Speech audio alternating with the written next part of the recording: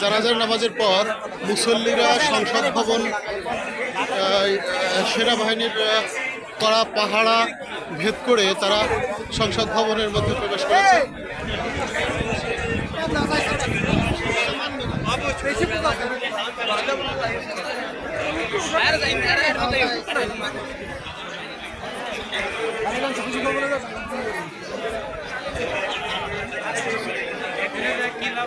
যাই হোক কি দরকারটা এখান থেকে দেখতেছে আমরা অনেকে দেখবেন আর ভিতরেও ঢুকে দেবে উপরে কি আছে উপরে কিছুই নাই না